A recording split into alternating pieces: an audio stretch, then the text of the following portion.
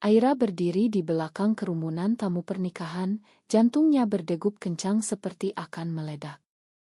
Nadia, wanita yang pernah dia cintai dengan seluruh jiwa, berjalan pelan menuju altar. Gaun putihnya berkibar anggun, tapi mata Aira tertuju pada pengantin pria, sepupu Aira sendiri, yang tak pernah tahu rahasia mereka.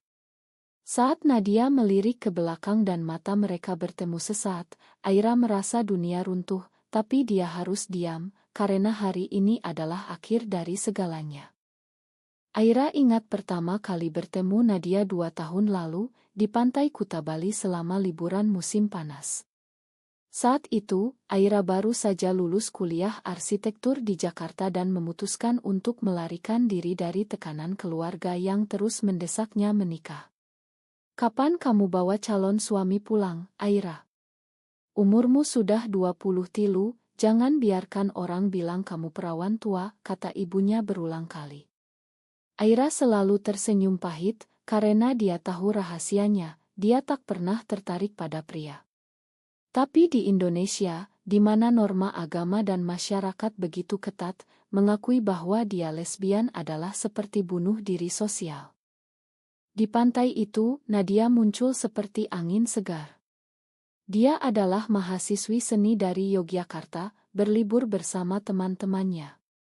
Aira melihatnya sedang melukis sunset di pasir, dengan tangan lincah memegang kuas.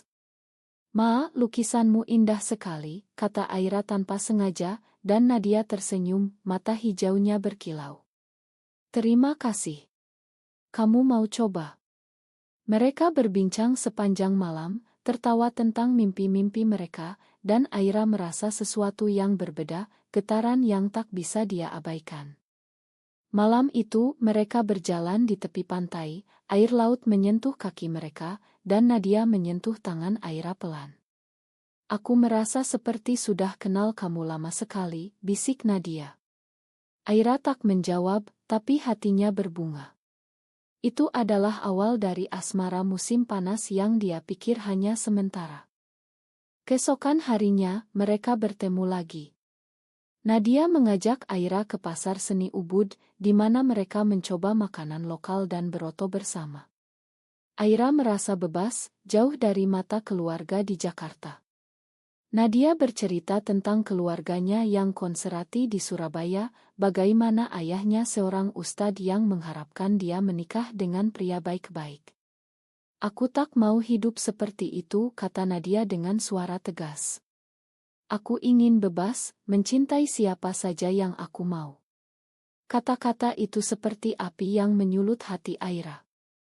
Malamnya, di ila kecil yang mereka sewa bersama teman, Nadia mencium Aira untuk pertama kali. Itu bukan ciuman penuh gairah, tapi lembut, penuh arti. Aira merasa dunia berhenti, tapi juga takut. "Ini salah," bisiknya dalam hati, tapi dia tak bisa berhenti. Asmara mereka berkembang cepat. Setiap hari di Bali, mereka menghabiskan waktu bersama, berbagi rahasia. Aira bercerita tentang tekanan dari keluarganya, bagaimana pamannya, ayah dari sepupunya, Rian, selalu membandingkannya dengan anak-anak lain. "Keluargaku besar, Nadia. Mereka semua berharap aku menikah dengan orang yang pantas. Tapi aku tak bisa." Nadia memeluknya, "Kita sama, Aira. Aku juga takut, tapi saat bersamamu, aku merasa benar." Mereka berjanji untuk menjaga hubungan ini rahasia, setidaknya sampai mereka siap. Tapi di akhir liburan, Nadia harus pulang ke Yogyakarta, dan Aira ke Jakarta. "Ini bukan akhir," kata Nadia saat berpisah di bandara. "Kita akan bertemu lagi." Aira mengangguk, tapi dalam hati, dia ragu. Kembali ke Jakarta, Aira mencoba melupakan, tapi pesan-pesan dari Nadia membuatnya tak bisa. Mereka ideocal setiap malam, berbagi cerita sehari-hari. Aira bekerja di Irma Arsitektur, merancang rumah-rumah mewah, tapi pikirannya selalu ke Nadia. Suatu hari, ibu Aira memperkenalkannya pada Rian, sepupunya yang baru pulang dari kuliah di Australia. "Rian ini anak baik, Aira. Kalian cocok, kata ibunya. Rian tersenyum ramah, tapi Aira hanya mengangguk dingin. Rian adalah pria sempurna di mata keluarga, tampan, berpendidikan, dan taat agama. Tapi bagi Aira, dia hanyalah pengingat akan kehidupan yang dia tolak. Beberapa bulan kemudian, Nadia datang ke Jakarta untuk estial seni. Mereka bertemu diam-diam di hotel kecil. Aku rindu kamu, kata Nadia, dan mereka menghabiskan akhir pekan bersama, berjalan di Monas, makan sate di pinggir jalan. Tapi di sini, di tengah kota besar, Aira merasa lebih takut. Bagaimana kalau orang tahu, tanyanya. Nadia menjawab, kita hati-hati saja. Cinta kita tak salah. Tapi Aira tahu, di Indonesia, cinta seperti ini bisa menghancurkan segalanya. Keluarga, pekerjaan, bahkan nyawa. Ada cerita tentang lesbian yang diusir keluarga, atau lebih buruk, dipaksa menikah. Konflik mulai muncul ketika Nadia bercerita tentang tekanan dari keluarganya. Ayahku ingin aku bertemu dengan calon suami. Dia bilang umurku sudah cukup. Aira merasa cemburu, jangan lakukan itu. Nadia tertawa, tentu tidak. Aku milikmu. Tapi Aira tak yakin. Dia mulai mempertanyakan hubungan mereka. Apakah ini hanya link? Atau sesuatu yang lebih? Malam itu mereka berdebat untuk pertama kali. Kita tak bisa selamanya sembunyi, Nadia, kata Aira. Nadia diam, lalu memeluknya. Kita akan cari cara. Tapi Aira tahu, cara itu tak mudah. Waktu berlalu dan hubungan mereka semakin dalam.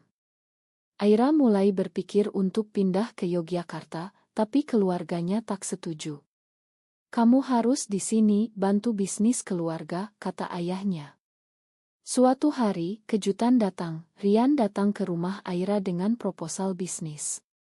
Aira, ayahmu bilang kita bisa kerjasama. Dan mungkin lebih dari itu. Aira menolak halus, tapi ibunya mendengar. Kenapa kamu tolak Rian? Dia sepupumu sendiri, keluarga. Aira marah dalam hati, tapi diam. Nadia juga menghadapi masalah. Keluarganya memaksa dia bertemu dengan pria dari keluarga teman ayahnya. Aku tak mau, tapi aku harus pura-pura, kata Nadia di telepon. Aira merasa dikhianati, pura-pura. Sampai kapan? Mereka bertengkar lagi, tapi akhirnya berdamai. Aira memutuskan untuk datang ke Surabaya, kota asal Nadia, untuk bertemu diam-diam. Di sana, di taman kota, mereka berjanji untuk bersama selamanya. Tapi saat itu, Aira tak tahu bahwa Rian, sepupunya, sedang dalam perjalanan bisnis ke Surabaya, dan nasib akan mempertemukan mereka semua. Aira tiba di Surabaya dengan hati berdebar. Nadia menjemputnya di stasiun, mereka langsung ke apartemen kecil yang Nadia sewa untuk akhir pekan. Akhirnya kita bisa bebas, kata Nadia, memeluk Aira erat. Tapi Aira merasa ada yang aneh. Nadia tampak gelisah, sering memeriksa ponsel. Ada apa? Tanya Aira. Nadia menggeleng, tidak ada. Ayahku saja yang cerewet. Mereka menghabiskan hari dengan berjalan di tepi sungai Kalimas, makan rujak cingur, dan berbagi mimpi. Aira bercerita tentang rencananya membuka Irma sendiri, jauh dari keluarga. Kita bisa tinggal bersama, katanya penuh harap. Nadia tersenyum, tapi matanya tak secerah biasa. Malam itu saat mereka duduk di balkon, Nadia akhirnya bicara. Aira, keluargaku tahu tentangku. Bukan tentang kita, tapi mereka curiga aku tak suka pria. Aira terkejut, bagaimana? Nadia menjelaskan bahwa adiknya menemukan pesan lama di ponselnya dengan seorang teman lesbian. Ayahku marah besar. Dia bilang aku harus menikah secepatnya, atau dia akan usir aku. Aira memeluknya, kita lawan bersama. Tapi Nadia menangis, ini tak mudah. Di sini, di Jawa Timur, orang seperti kita dianggap dosa besar. Aira tahu itu benar. Berita tentang Raya terhadap komunitas sering muncul, dan keluarga adalah benteng terakhir atau penjara. Keesokan harinya, kejadian tak terduga terjadi. Saat mereka makan siang di warung kecil, Rian muncul. "Aira, apa kamu di Surabaya?" tanyanya terkejut. Aira membeku. Rian sedang meeting bisnis di kota itu. "Ini Nadia, temanku," kata Aira cepat. Rian tersenyum pada Nadia, senang bertemu. Aira sering cerita tentang teman-temannya. Nadia tersenyum balik, tapi Aira melihat ada kilau aneh di mata Rian. Malam itu, Rian mengajak mereka makan malam. Aira tak bisa menolak, takut curiga. Di restoran, Rian bercerita tentang hidupnya di Australia, bagaimana dia ingin menikah dengan wanita Indonesia yang baik. Nadia diam banyak, tapi Rian tampak tertarik padanya. "Kamu seniman ya? Keren," katanya. Aira merasa cemburu membara. Setelah makan, Aira dan Nadia pulang. "Kenapa sepupumu itu baik sekali?" tanya Nadia. Aira menggeleng, "Dia biasa saja." Tapi dalam hati, Aira khawatir. Rian adalah tipe pria yang disukai keluarga Nadia, berpendidikan, kaya, dan muslim taat. Beberapa hari kemudian, saat Aira kembali ke Jakarta, Nadia menelepon. "Ayahku ingin aku bertemu dengan seseorang." Aira marah, "Siapa?" Nadia diam lama lalu bilang, "Sepupumu, Rian. Ternyata keluargamu dan keluargaku punya hubungan bisnis lama." Aira terpana. Ini seperti mimpi buruk. Keluarga Aira dan Nadia ternyata saling kenal melalui bisnis pamannya. Rian diusulkan sebagai calon suami Nadia. Aira merasa dunia gelap. "Jangan lakukan itu, Nadia," jeritnya di telepon. Nadia menangis, "Aku tak punya pilihan. Kalau aku tolak, ayahku akan tahu semuanya." Mereka bertengkar hebat. Aira merasa dikhianati, "Kamu pilih keluarga daripada aku." Nadia balas, "Kamu juga sembunyi dari keluargamu." Aira mematikan telepon, hatinya hancur. Dia tak bisa tidur malam itu, memikirkan bagaimana semuanya bisa salah. Apakah ini hukuman karena mencintai sesama jenis? Di Indonesia, di mana undang-undang tak melindungi mereka, cinta seperti ini selalu berakhir tragis. Beberapa minggu kemudian, Nadia datang ke Jakarta. Mereka bertemu di kai tersembunyi. Nadia tampak kurus, matanya sembab. "Aku tolak Rian," katanya. Aira lega, memeluknya. "Terima kasih." Tapi Nadia melanjutkan, "Tapi ayahku marah. Dia bilang aku harus pilih, menikah atau keluar rumah." Aira menawarkan, "Tinggal denganku." Nadia menggeleng, "Kita tak punya uang cukup. Aku masih kuliah." Mereka berdiskusi panjang, tapi tak ada solusi. Aira mulai meragukan cinta mereka. Apakah ini layak? Cinta yang penuh penderitaan. Konflik semakin dalam ketika ibu Aira tahu tentang kunjungan Nadia. "Siapa gadis itu? Kamu sering bertemu dengannya?" tanyanya curiga. Aira bohong, "Teman kuliah." Tapi ibu tak percaya. Dia mulai mengawasi Aira lebih ketat, bahkan menyuruh Rian sering datang. "Rian suka kamu, Aira. Kenapa tak beri kesempatan?" Aira muak, tapi tak bisa melawan. Di sisi lain, Nadia semakin tertekan. Ayahnya memaksa dia bertemu Rian lagi. "Dia baik, Nadia. Keluarganya bagus," kata ayahnya. Nadia cerita pada Aira, "Aku pura-pura setuju bertemu, tapi aku tak akan nikah." Aira tak yakin lagi. Suatu hari, Aira mendapat pesan dari Rian, "Aira, aku suka Nadia. Tolong bantu aku dekati dia." Aira marah, tapi diam-diam merasa seperti berada di tengah badai. Apakah dia harus cerita pada Rian? Atau biarkan. Keputusan itu menyiksa hatinya. Malam itu, dia bertemu Nadia lagi. Kita putus saja, kata Aira tiba-tiba. Nadia terkejut, kenapa? Aira menangis, karena ini terlalu sakit. Kamu akan nikah dengan Rian pada akhirnya. Nadia menyangkal, tapi Aira pergi. Hubungan mereka retak. Waktu berlalu, Aira mencoba move on dia fokus kerja, tapi hati kosong. Nadia menelepon berkali-kali, tapi Aira abaikan. Sampai suatu hari, undangan pernikahan datang, Nadia dan Rian. Aira terpukul. Bagaimana bisa? Dia pikir Nadia tolak. Ternyata tekanan keluarga terlalu besar. Nadia memilih aman. Aira merasa dikhianati total. Dia memutuskan untuk datang ke pernikahan, untuk melihat sendiri. Di sana, di gereja kecil di Surabaya, Aira berdiri di belakang, melihat Nadia berjalan ke altar. Mata mereka bertemu, penuh penyesalan. Tapi terlambat. Pernikahan itu seperti mimpi buruk yang nyata. Aira duduk di bangku belakang, tangannya gemetar memegang undangan. Nadia tampak cantik dalam gaun putih, tapi senyumnya palsu. Rian berdiri di altar, bangga, tak tahu apa-apa. Saat pendeta membaca sumpah, Aira ingin berteriak, tapi dia diam setelah upacara. Di resepsi, Aira menghindari semua orang. Tapi Nadia mendekatinya. Aira, ma, bisiknya. Aira menatap dingin, kenapa kamu lakukan ini? Nadia menjawab pelan, aku tak punya pilihan. Ayahku sakit, dia bilang ini keinginan terakhirnya. Aira marah, dan aku. Cinta kita. Nadia menangis, itu masa lalu. Ma. Aira pergi, hatinya hancur berkeping.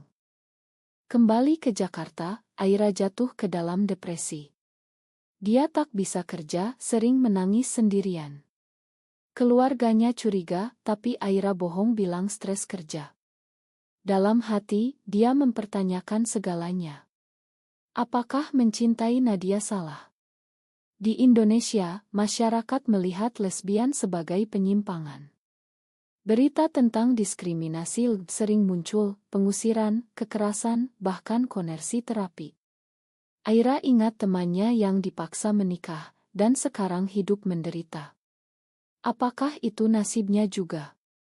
Suatu hari, Rian menelepon. Aira, terima kasih atas dukunganmu. Nadia istri yang baik. Aira ingin muntah, tapi jawab dingin, selamat. Tapi Rian melanjutkan, dia sering sebut namamu. Kalian dekat ya? Aira diam setelah itu, dia memutuskan untuk cari tahu lebih dalam. Dia hubungi teman Nadia di Yogyakarta. Nadia dipaksa, Aira. Ayahnya ancam bunuh diri kalau dia tak nikah. Aira terkejut. Ternyata tekanan lebih besar dari yang dia bayang. Tapi kenapa Nadia tak bilang? Apakah itu alasan untuk mengkhianati? Aira mulai introspeksi. Dia sadar, dia juga pengecut. Dia tak pernah berani keluar dari keluarga. Selalu sembunyi. Mungkin Nadia memilih jalan aman karena Aira tak beri dukungan cukup. Malam-malam panjang, Aira memikirkan pilihan-pilihan salah. Apakah dia harus lawan masyarakat? Atau terima nasib? Di Indonesia, perubahan lambat. Undang-undang anti-diskriminasi masih mimpi. Keluarga adalah segalanya, tapi juga penghancur. Beberapa bulan kemudian, Aira mendapat kabar Nadia hamil. Itu seperti pisau menusuk. Dia bayang Nadia tidur dengan Rian dan mual. Tapi dia tak bisa apa-apa. Suatu hari, Nadia menelepon. Aira, aku rindu kamu. Aira marah, kamu sudah nikah. Nadia menangis, ini kesalahan. Aku tak bahagia. Mereka bicara panjang, Nadia cerita tentang kehidupan pernikahannya, tekanan dari mertua, tuntutan jadi istri sempurna. Aku pikir ini jalan keluar, tapi salah. Aira lembut, kenapa tak cerai? Nadia geleng, tak bisa. Anakku nanti. Aira merasa simpati, tapi juga marah. Nadia memilih ini sendiri. Konflik internal Aira semakin dalam. Dia mulai bergabung dengan komunitas Looked Online Anonymously. Di sana, dia baca cerita serupa, wanita yang dipaksa menikah, meninggalkan cinta sejati. Beberapa berani keluar, tapi bayar mahal, kehilangan keluarga, pekerjaan. Aira ragu. Apakah dia siap? Suatu hari, ibu Aira datang dengan proposal pernikahan. Kamu harus nikah, Aira. Lihat Nadia dan Rian bahagia. Aira meledak, bahagia. Kamu tak tahu apa-apa. Ibu terkejut, apa maksudmu? Aira hampir cerita, tapi mundur. Nadia datang ke Jakarta untuk urusan bisnis Rian. Mereka bertemu diam-diam, Nadia tampak lelah, perutnya mulai membuncit. Aira, ma atas segalanya. Aira memeluknya, aku masih cinta kamu. Mereka menangis bersama. Tapi Nadia bilang, kita tak bisa kembali. Aku harus jalani ini. Aira merasa putus asa. Apakah ini akhir? Atau ada harapan? Malam itu mereka berpisah dengan janji tak bertemu lagi. Tapi Aira tahu itu bohong. Waktu berlalu, Aira fokus karir.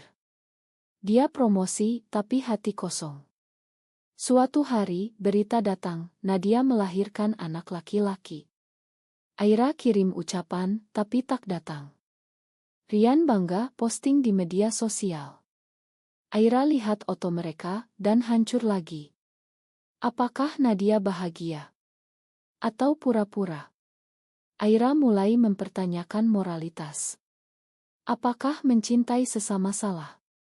Agama bilang ya, tapi hati bilang tidak. Di Indonesia, debat tentang LGBTI semakin panas, dengan kelompok konservatif menentang. Aira merasa terjebak. Akhirnya, Aira memutuskan untuk bicara dengan Nadia lagi. Dia pergi ke Surabaya. Di rumah Rian, Nadia menyambutnya. Kenapa kamu datang? Tanya Nadia pelan. Aira jawab, aku perlu jawaban. Mereka bicara di taman belakang. Nadia cerita, aku nikah karena takut. Tapi sekarang, aku menyesal. Aira tanya, kenapa tak cerai? Nadia jawab, karena anak. Dan masyarakat. Kalau aku cerai, aku akan dicap buruk. Aira marah, dan aku. Kamu korbankan aku. Nadia menangis, ma. Aku salah pilih. Saat itu, Rian pulang. Dia lihat mereka, curiga. Ada apa? Aira pergi cepat.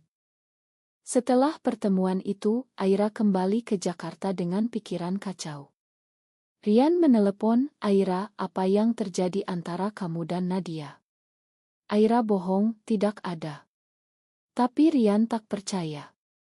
Dia mulai selidiki. Beberapa hari kemudian, Rian datang ke rumah Aira. Aku temukan pesan lama di ponsel Nadia. Kalian kekasih. Aira terpana. Rian marah, bagaimana bisa? Kamu sepuku sendiri. Aira menangis, ma, Rian. Itu masa lalu. Rian pergi tapi ancam, jangan dekati Nadia lagi. Aira merasa dunia runtuh. Sekarang rahasia terbuka. Keluarga tahu. Ibu Aira marah besar, kamu lesbian. Dosa besar. Ayahnya diam, tapi kecewa. Mereka paksa Aira ke psikolog, bilang itu penyakit. Aira lawan, ini aku yang sebenarnya. Tapi keluarga tak dengar. Pamannya, ayah Rian, datang. Kamu hancurkan keluarga. Aira diusir sementara. Dia tinggal di apartemen teman, merasa sendirian. Di Indonesia, dukungan untuk LGBTI minim. Dia bergabung komunitas rahasia, tapi takut raya. Nadia menelepon, Rian tahu semuanya. Dia marah. Aira jawab, ini karena kamu. Nadia menangis, aku akan cerai. Aira terkejut, benarkah? Nadia bilang, ya. Aku tak bisa hidup bohong lagi. Tapi proses cerai tak mudah. Di Indonesia, cerai butuh alasan kuat, dan masyarakat akan gosip. Nadia takut kehilangan anak. Aira dukung dari jauh, kita lawan bersama. Tapi Rian tak setuju cerai. Dia ancam, aku akan ambil anak kalau kamu cerai. Konflik semakin tegang. Aira mulai berjuang. Dia cerita pada teman dekat, dapat dukungan. Dia ikut seminar tentang hak meski rahasia. Di sana, dia bertemu aktis yang cerita pengalaman serupa. Kamu tak sendirian, kata mereka. Aira merasa kuat. Dia hubungi Nadia lagi, kita bisa mulai baru. Nadia setuju, tapi takut. Ayah Nadia sakit lagi, dan menyalahkan Nadia. Kamu bikin aku malu, kata ayahnya. Nadia ragu. Puncak konflik datang ketika Rian datang ke Jakarta, temui Aira.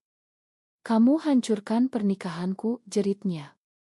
Aira balas, kamu tak tahu apa yang Nadia rasakan. Mereka bertengkar hebat. Rian bilang, di mata agama, ini salah. Aira jawab, cinta tak salah. Rian pergi, tapi lapor pada keluarga besar. Sekarang seluruh keluarga tahu. Aira diasingkan. Ibu menangis, kenapa kamu seperti ini? Aira jawab, karena aku lahir begini. Nadia akhirnya ajukan cerai. Di pengadilan, Rian lawan. Dia tak stabil, katanya. Nadia cerita tentang tekanan, tapi hakim konservatif. Proses panjang, Nadia kehilangan sementara hak asuh anak. Dia tinggal sendirian di Yogyakarta, kerja paruh waktu. Aira datang bantu. Kita akan lewati ini, katanya. Mereka hidup bersama diam-diam, tapi bahagia. Tapi masyarakat gosip. Tetangga Nadia bilang, dia lesbian, hati-hati. Nadia dipecat dari kerja. Aira juga menderita. Irma kerjanya tahu, dan dia dipindah posisi. Kami tak mau kontroversi, kata bos. Aira marah, tapi tak bisa lawan. Dia mulai cari kerja baru, tapi sulit. Di Indonesia, diskriminasi tak ilegal. Mereka berdua berjuang, tapi cinta mereka semakin kuat.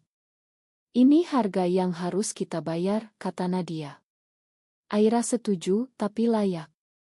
Waktu berlalu, cerai Nadia disetujui. Rian dapat hak asuh bersama. Nadia pindah ke Jakarta, tinggal dengan Aira. Mereka mulai hidup baru, tapi hati-hati. Keluarga Nadia putus hubungan, ayahnya tak mau lihat lagi. Keluarga Aira perlahan menerima, meski dingin. Ibu Aira datang suatu hari, aku tak setuju, tapi kamu anakku. Aira menangis, peluk ibu. Tapi tak sempurna. Nadia rindu anaknya. Rian batasi pertemuan. Kamu pengaruh buruk, katanya. Nadia depresi, sering menangis. Aira dukung, kita akan lawan di pengadilan lagi. Mereka cari pengacara proses mahal, tapi mereka tabung uang. Di tengah itu, Aira dapat proyek besar, karir naik lagi. Nadia kembali lukis, jual online.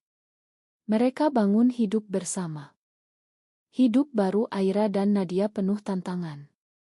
Mereka tinggal di apartemen kecil di Jakarta Selatan, jauh dari keluarga. Setiap hari, mereka hati-hati, tak pegang tangan di publik, tak posting foto bersama.